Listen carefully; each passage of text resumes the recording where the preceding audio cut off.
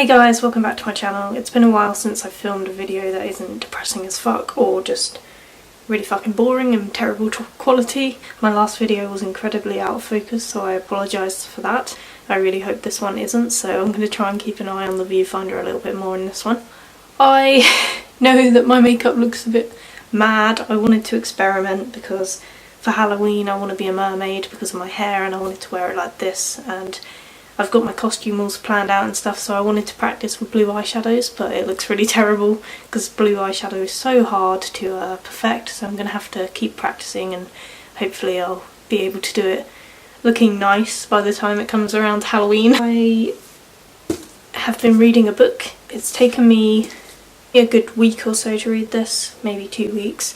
Usually when I'm reading a book it takes me a day. I'll just sit down and read it all and I'll be done with it, and this was an incredibly small book so it should have taken that long. However, with work and stuff I don't have the time to sit around all day just reading. Today I've actually been sat around just watching Netflix all day, so I actually do have the time to read, but this book for some reason took me extra long to read. Okay, so quick change of location because I had to charge my camera because I'm a moron. Oh my god, I really am out of breath from running up the stairs. God, I need to work out. I really freaking love these glasses. Look at them. I really want some fashion glasses that are just like this but oversized, like Dodie Clark round. I'm trying to film. Round Dodie Clark fashion glasses. Like I really want some, so if anyone knows where I can get them, please tell me. I've just been looking online. I found some on ASOS and some on Amazon, but I don't know if I can trust them, and I want to try them on before I get them, so if you know any shops where I can go and get them tomorrow, please let me know because I really want them. Look how cute they are, and I can't keep wearing Harry Potter kids dress up glasses as fashion glasses. It's just sad. Anyway, I'm going to be talking to you about this book. This is by Emma Blackery. Now, Emma Blackery once made a video and I'm pretty sure it's about her. It was by her. I'm pretty sure it was by her, where she said not to mention YouTubers in your videos if you want to become a big YouTuber and stuff, because later down in your career you'll regret it because you'll come across very fangirly and blah blah blah blah blah. I've never taken that advice, although it's always in my mind every time I make a video where I'm like reviewing Zoella Beauty or reviewing a book. And it is always in my mind. But I'm going to completely ignore that advice. Hopefully, I'm hoping she's the kind of person who, if she were to come across this video for whatever reason, which she wouldn't because, hello, I'm tiny, insignificant, I would hope that she wouldn't take me as being a weird, creepy fangirl. I hope. I'm just going to review this book because this is called Emma Blackery Feel Good 101. In this, it's an autobiography. She talks about her life. She says that this... Can you shut up? She says that this is the book that she wishes she'd had as a younger child, and I've always wanted to write a book like that where I make a video where I use my knowledge of what I've learned up until now as a 22-year-old, and I've always put off writing or making a video like that because I feel like it's too early on in my adult life. I feel like I have loads more to learn. Even just this year I've learned loads of new things. Even from reading this I learned a couple of new things. One thing that stuck out to me especially, she speaks about anxiety on one of her chapters. If you don't want spoilers, go away now, leave. But basically she says that she used to have visions of her dad dying and stuff when she was away from him, and I can definitely relate to that. Sometimes I get random visions of it sounds so psychotic, my family dying and shit, and it makes me really sad inside, and I'm like walking to work listening to a sad song like gonna cry, gonna have a panic attack. I also have forms of anxiety in other ways that I've spoken about before in my videos. I don't really need to go over it, but I've suffered from anxiety my entire life, so that chapter I was really looking forward to reading, and when I got to it I was like, yes, this is going to be good. Whilst hers was a bit more extreme, and I feel like, you know, when someone I love doesn't answer the phone I don't automatically think they're dead. Mine isn't quite like that anymore, but I can relate to it, and I thought it was really great of her to open up to this. And one thing she said about her anxiety that really threw me off, it was like, because I'm really rambling. The kind of way I think about my anxiety is like, it's helped me to become who I am today without it, and without having to overcome it and having to deal with it as opposed to a normal person who might go to, say, a job interview and they feel a bit nervous, they've got a bit of butterflies in their stomach. I wish people would stop. They've got a bit of butterflies in their stomach. When I go for an interview, I feel sick, I shake, I sweat, my voice shakes, I go into panic attack mode and I want to die inside. It literally feels like I'm dying. I can't even explain the feeling. And my brother once said to me, "You're weird when you're nervous, like you're not normal weird, you're extra weird." And that always sticks in my mind. And I never really understood that it was anxiety until like I started getting into YouTube and stuff and I started researching into it. So that always stuck out and really hurt me, and I still think about that sometimes and I'm like, I wish I could be normal nervous and not anxiety nervous. But one thing she says is, opposing to what I feel, is I'm not going to thank my anxiety because it doesn't make me who I am. It is not who I am. It was a hindrance, and I can't remember the exact quote. Let me find it. "Fuck you and fuck what you put me through. If you were a human, I would wound you as much as you wounded me. I would make you pay for what you did to me for so long and how you inhibited my thoughts, my lifestyle and my choices over my future. Alas, I can't. I refuse to be thankful for you and for making me who I am today or shaping me into a strong human. You stole 80 years of my life. You stole 8 years of my life. You made me a prisoner of my own mind and made me envision possible scenarios that I can never unsee. I would have grown to be strong without your help." That's the bit that caught me. I would have grown to be strong without your help. And I'm not sure if that's true for me, and it just made me think about it in a different way that I've never thought of before. I've always thought like, I am who I am today because I got through depression and I got through anxiety and I'm still going through it and I'm still doing things that literally make me feel like I'm dying inside and push myself to do it, and it means more than a normal person doing it. Do you know what I mean? Like, me going for a job interview is like 5 times harder for me than it would be for a normal person going for an interview. Like, it doesn't feel like everything is on the line, like their life is going to end if they fuck up the interview. For them it's just like, oh, I'm a bit nervous. Do you know what I mean? And I've never really thought of it as it hindering me and making me less than. I've always tried to think of it in a positive way, like I'm thankful for my anxiety because it's made me who I am, and without it I'm not sure who exactly I would be, and I wish people would stop texting me. And yeah, that was just an interesting quote and it's made me try and think of it in a different way. I don't know if I quite want to think of it in that way because I'm still suffering from it. I feel like I will always be suffering with anxiety until the day that I die.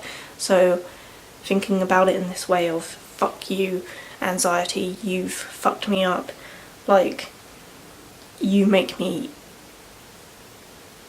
worse off, it kind of scares me a bit, but it's definitely challenged me to think about it in a different way, so that really stuck out to me. In one chapter she talks about bad friends, I think it's called, yeah, Bad Friends, chapter 7. This one stuck out to me particularly because I have been a bad friend recently, and I know that I have been, and I never used to be. I used to be like, don't want to like put a label on myself in this way, but like the perfect friend. Like, I never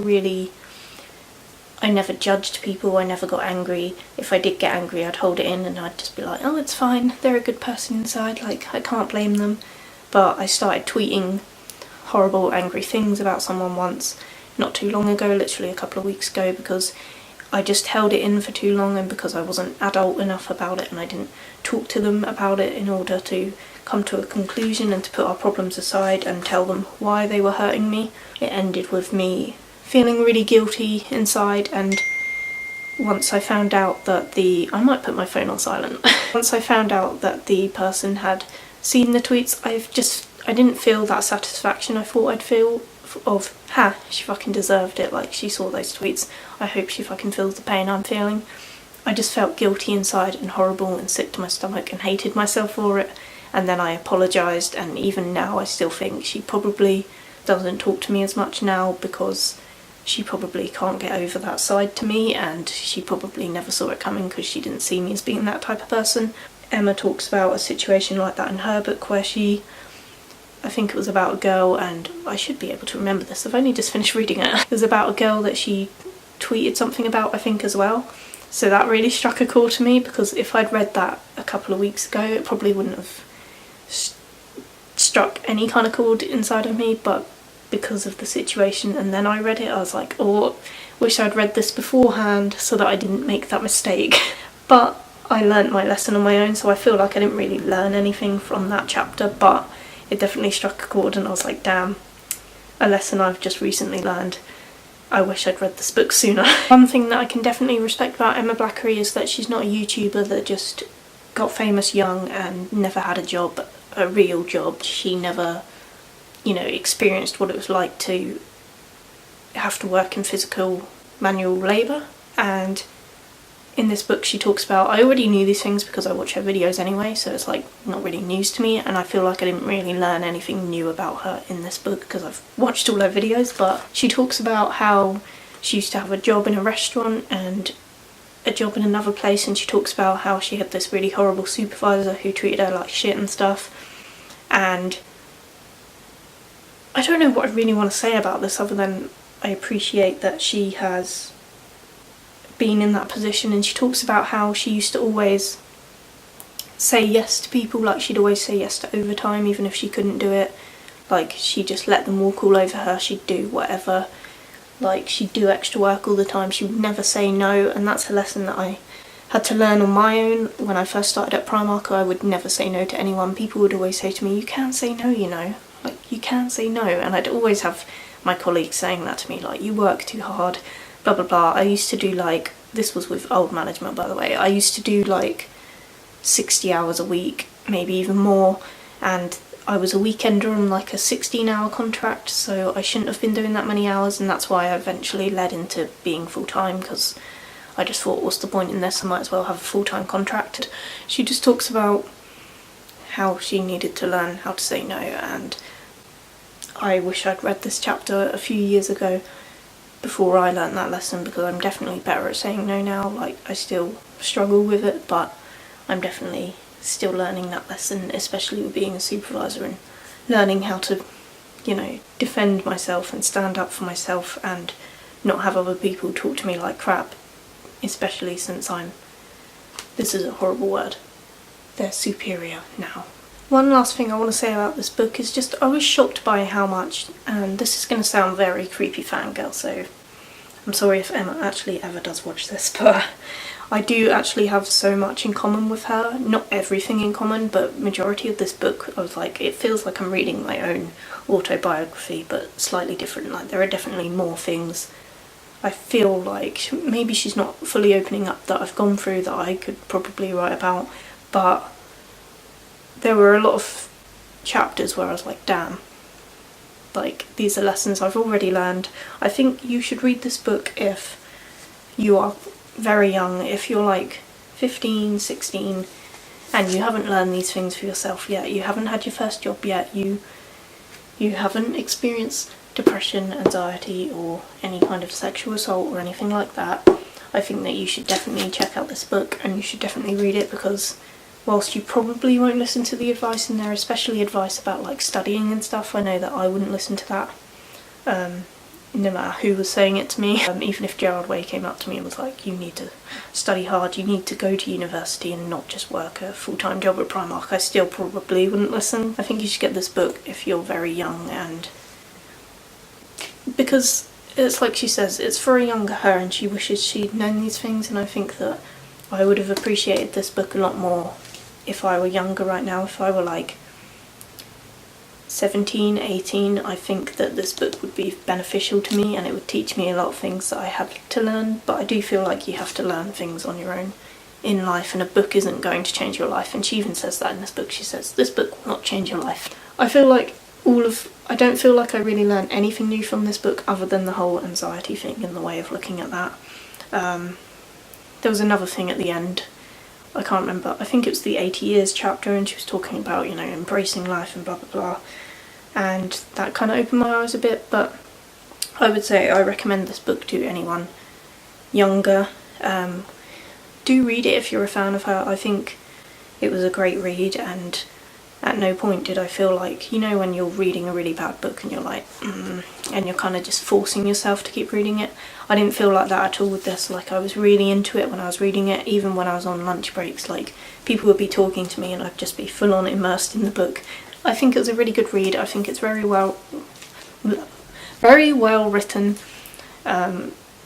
I do believe that she completely wrote this herself. There's no ghostwriting here, absolutely not.